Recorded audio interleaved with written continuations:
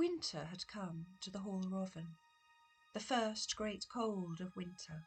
Snow lay thick around the high banks of the earthworks. The gatekeeper Benethal stamped his feet and blew on his hands to warm them, his hood crusted white. The birds gathered in the roof of the hall for shelter from the cold. Ravens, crows, wood pigeons, hawks, red kites. Deer shivered in the pine wood. Wolves ran in the white fields, leaving black footprints. But inside the earthworks, the snow did not settle.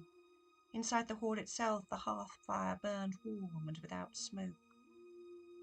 The Lord of Rovan wrapped his cloak around him, went out to the gates to set one foot on the snow there, poured offerings of wine and oil on the very last of the year's milk. A kind winter, lady, grant us that, on this, the first cold day you bring. The lady's face was changeless, but the earth at her feet drank up the offerings gladly. For a moment, a warm summer wind blew. Thank you, lady. The women in the hall are even now weaving your new spring cloak.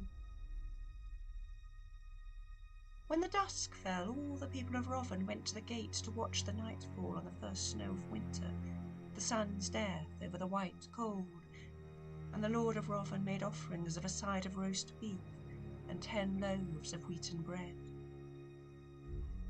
When the last of the gloaming had fled the sky, the people of Rovan lit the winter fire before the doors of Rovan, scattered wheat on the flames, leapt the flames. Lord Gallen, whose name means great leap, no matter how high the fire burned, he could always leap higher, though his cloak was scorched and singed and marked with smoke. The snow came faster, thicker, the white flakes like a swarm of bees. When the snow met the fire, it hissed.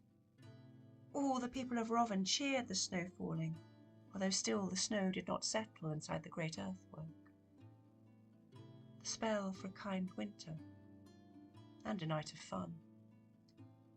Gallen leapt so high his heels seemed to touch the peak of the hall's roof. All the people cheered. But Gallen gave a great cry, fell down almost into the fire, ran with all the people staring after him to the open gates. A dead man, on a dead horse, rode through the snow, up to the open gates. The gatekeeper Benethal shouted warning, held out his ashwood spear to bar the way. The dead man held his horse steady outside the gates, with the snow thick covering him. Gallen pushed aside Benethal's spear, crossed beyond the gate, took the horse's bridle. Let him pass, Gallen said.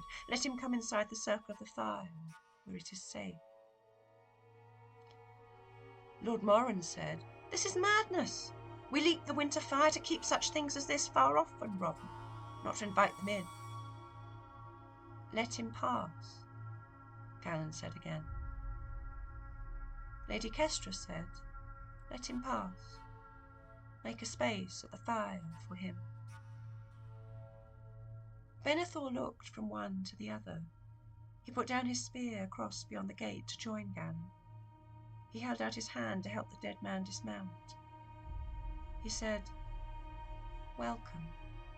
Let us take your horse, give it a place in the stable out of the cold. You yourself come now to the winter fire, warm yourself. You are safe here, friend. The dead man dismounted. Benethal led the dead horse away.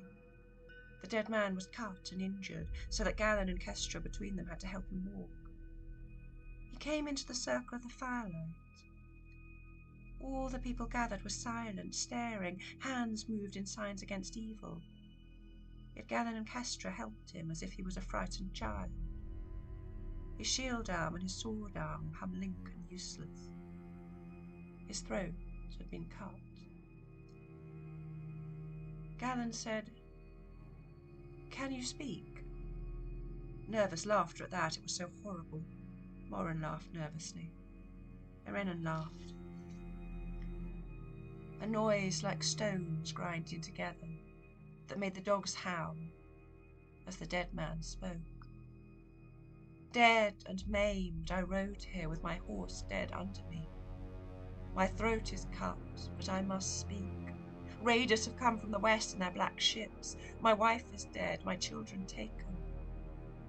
Through the snow and the dark, with wolves running at my horse's heels, I have come to beg the six of Rovin to ride out.